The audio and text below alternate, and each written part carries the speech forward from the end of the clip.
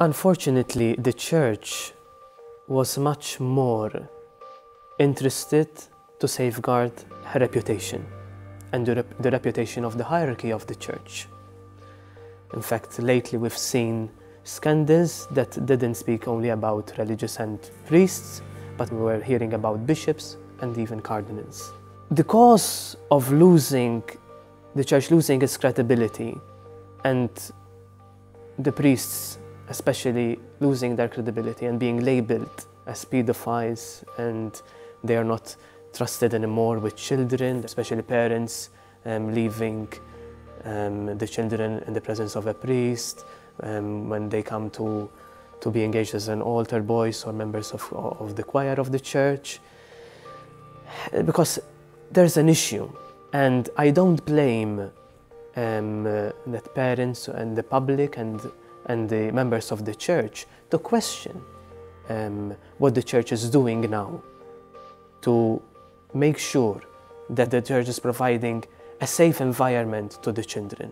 Because now it fired back.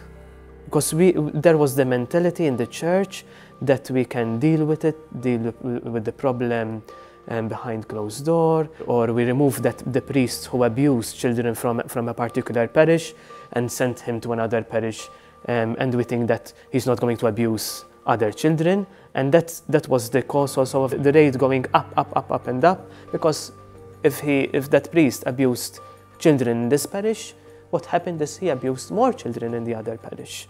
Or we had cases, even the Pennsylvania report speaks about this, that priests were sent to particular institutions to help them to reform themselves, receive psychological help, counseling, and then the bishop would receive a report stating that this priest is fit to go back into ministry. So the bishop would rely on that report, he's sent back to ministry, and unfortunately, he abuses other children. We didn't deal well with the victims. We had bishops that they didn't find time to meet the victims, to hear the victims. They didn't want to meet the victims. We had bishops that gave money to the victims to close their mouth, to put everything under the carpet and to keep everything behind closed doors. And that's not justice. That's not justice. But now we are also dealing with another issue. We have to make a distinction between pedophilia, because we had priests who were pedophiles, and then we had a high percentage of priests who were abusing teenagers. That's another story. And then we have to deal with the issue of heterosexuality, because we had priests who abused girls.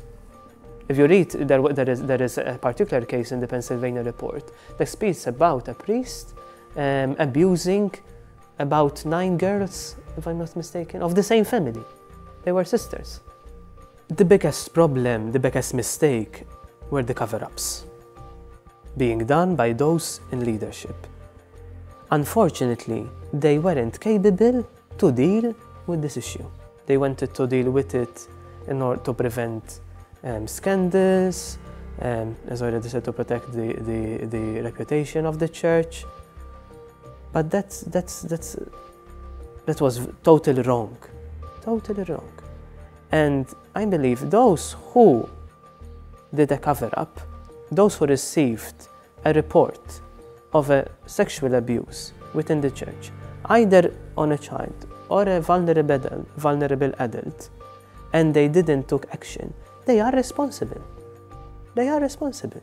Once you are aware that someone is abusing another person, whether it's being a child or a vulnerable adult, action needs to be taken to prevent other people from being abused and to help that victim.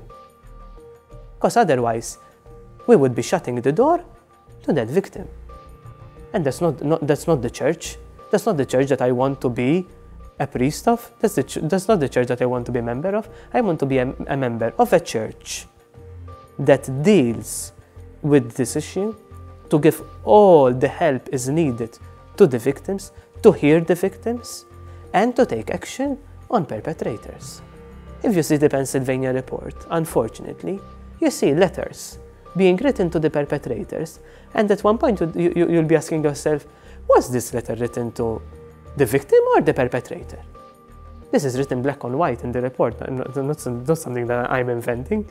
The bishops were feeling responsible for the priest to protect him, to protect the perpetrator, and didn't feel the responsibility to care for the victim.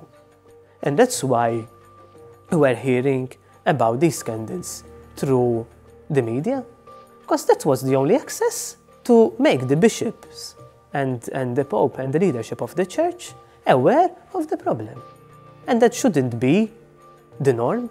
The norm should be that we have a clear process. We're already working and we already have policies, and the canon law speaks about this. We have documents issued about this, how to deal when we receive a report of a sexual abuse. And we have to move from words to facts. It is unacceptable that a priest or a bishop, whoever he is, that covers up a sexual abuse. It is unacceptable. And the lay people are telling the Church, this is unacceptable. We don't want this. This is not the Church that we want to be part of.